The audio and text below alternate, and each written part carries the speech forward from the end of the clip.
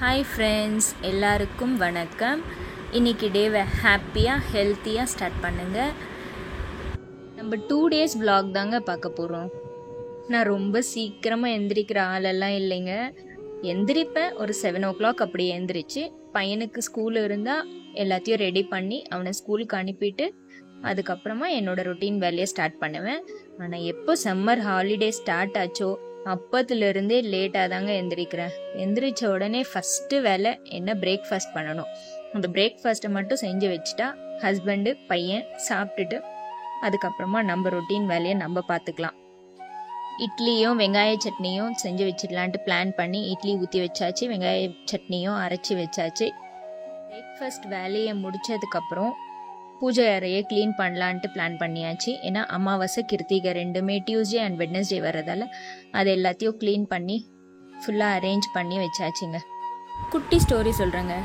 Taylor கதை தான். ஒரு டெய்லரு நல்லா பளபளன்னு இருக்கிற துணியை எடுத்து கத்திரிக்கோலால் அதை கட் பண்ணிட்டு இருந்தாரு. அவங்க பையனும் அவர் செய்கிற வேலையெல்லாம் பார்த்துட்டே இருந்தார். டெய்லரு துணியெல்லாம் கட் பண்ணிட்டு அந்த சிசரை என்ன பண்ணாரு, கீழே போட்டு காலுக்கிட்ட வச்சுட்டாரு. அதுக்கப்புறமா எல்லாம் தைச்சி முடிச்சதுக்கப்புறமா ஒரு சின்ன ஊசியை அதை எல்லாத்தையும் தைச்சிட்டு அந்த சின்ன ஊசியை மட்டும் தலையில தொப்பி போட்டிருந்தா அதுல பத்திரமா குத்தி வச்சுட்டாராம். அதுக்கு அந்த பையன் கேக்குறானா, அப்பா விலை உயர்ந்தது நல்ல பளபளன்னு இருக்கிற கத்திரிக்கோலை காலுக்கு கீழே போட்டுட்டீங்க, ஊசி ஒண்ணுமே இல்லை, விலை கம்மியானது, சுலபமா கிடைக்கிறது தானே, அதை பத்திரமா எடுத்து தலையில ஒரு துணியில சொருவி வச்சுக்கிறீங்களே, ஏன்பா அப்படின்னு கேட்டாராம். நீ நல்ல கேள்விதான்ப்பா கேட்டேன். கத்திரிக்கோல் பளபளன்னு விலை உயர்ந்தது தான், ஊசி ரொம்ப விலை குறைவானது தான். ஆனாலும் கத்திரிக்கோல் எல்லாத்தையும் கட் பண்ணும், ஆனா ஊசி அப்படி இல்லை, எல்லாத்தையும் சேர்த்து தைக்கிற வேலை அது.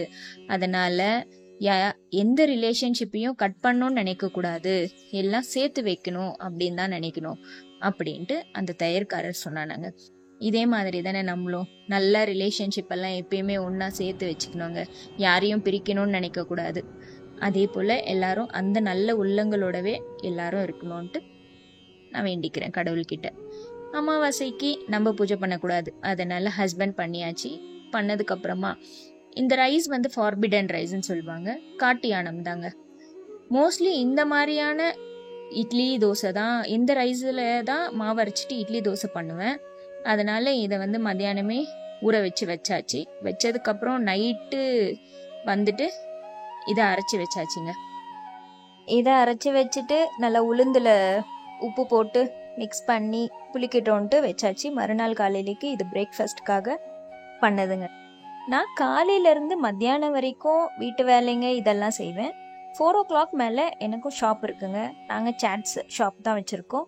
என்னோடய ஷாப்பு இங்கே பெங்களூர் டிசி பாளையாவில் இருக்குது, ஹஸ்பண்டோடது மாரத்தள்ளியில் இருக்குது. அதனால் 4 o'clock மேலே நான் ஷாப்புக்கு போயிடுவேன்.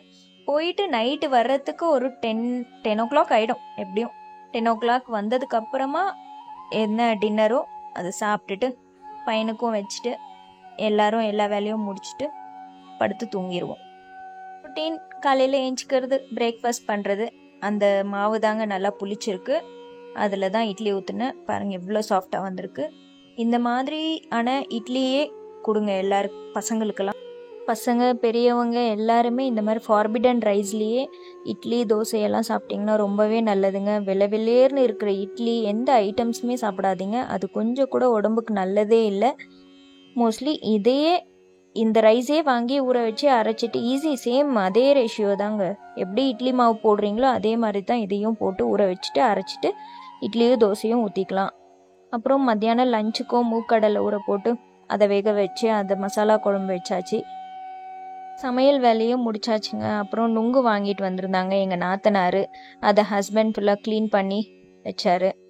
அந்த நுங்கு எல்லாத்தையும் எடுத்து பசங்களுக்கு எல்லாருக்கும் கொடுத்தாங்க, எல்லாம் சாப்பிட்டாச்சு.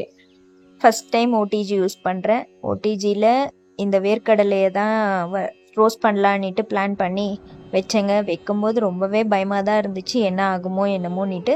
ஆனால் ஒன்றும் ஆகலை, நல்ல வேளை தப்பிச்சிட்டேன். நல்லாவே ரோஸ்டாக இருந்துச்சு. நல்லா அந்த தோலெல்லாம் நல்லாவே வந்துச்சுங்க, ரொம்ப கருப்பாக ஆகலை. நம்ம ஸ்டவ்வில் ரோஸ்ட் பண்ணனா கருப்பாகிடும் இல்லைங்களா, இது அந்த மாதிரி ஆகலைங்க. அப்புறம் எல்லா வேலையும் முடிச்சுட்டு ஷாப்புக்கு கிளம்பியாச்சு. நைட்டு வந்ததுக்கப்புறமா அரிசி பருப்பு சாதம்னிட்டு ஒரு ரெசிபி கோயம்புத்தூர் ஸ்டைலில் ரெசிபிஸ் ட்ரை பண்ணியிருந்தேன். அதுவும் நல்லாவே இருந்துச்சு. எல்லாரும் சாப்பிட்டு நல்லா தூங்கியாச்சுங்க. ஓகே, இந்த vlog பிடிச்சிருந்ததுன்னா கமெண்ட் பண்ணுங்கள். பாய் பாய், டேக்